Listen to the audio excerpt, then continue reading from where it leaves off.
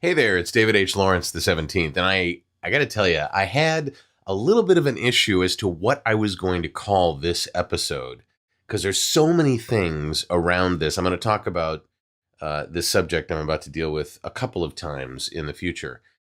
Um, I got an email from somebody telling me how lovely it was that I had all of this stuff planned out and buttoned up and really structured and had strategies and tactics and had everything written down and all that stuff.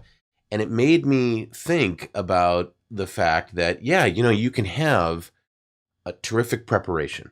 You can have a highly productive day, team, a detailed plan about what you want to do, the precise execution of that plan. And then you go out and you research things and you learn stuff, and then you apply that research in a very specific pattern and a very specific process to get to the end goal, right? And I want you to ask yourself a question. How often does it actually happen like that? You know? Like, we see it in the movies all the time. Somebody's going to build a business or they're going to get something done, and they do it in a very efficient and awesome manner, and we love it. We cheer them on. And I'm more of the opinion that you should leave room for serendipity. You should remember the whiteboards in the hallways. And that's what I ended up with this.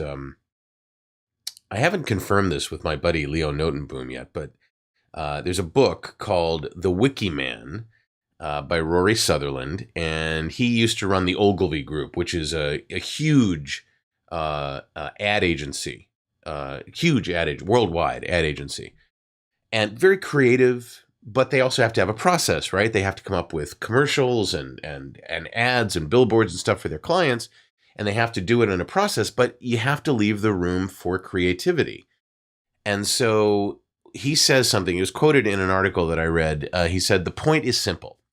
If you look at all the really important breakthroughs made in any field, what you will find is that the unplanned, the unintended, or fortuitous connection plays just as great a role as the planned, the processed, and the organized. This is why, fairly early on, Microsoft placed whiteboards along the corridors on the Redmond campus." So cool. "For they found that the accidental meetings which took place in the hallways were in fact more productive than the scheduled ones which were happening in meeting rooms." And, this ties into, the idea that all these great discoveries, many of them happened due to sheer accident. Something got spilled or something was poured onto a hot pan and it turned into like this awesome rubber. All these things that happen. So one simple message for you today: leave room while we're trying to hone and refine and be, all processed and everything. Leave room for luck, for spontaneity, for serendipity. Don't shut those out in a quest to make sure that everything is taken care of. Everything is in a notebook, ready to go, step 1, steps 2, step 3. And I have to tell myself this all the time because I'm a process guy, right? I'm not an options guy. And I have to remember that I'm in a business performance that is all about creativity. So allow your creativity to shine.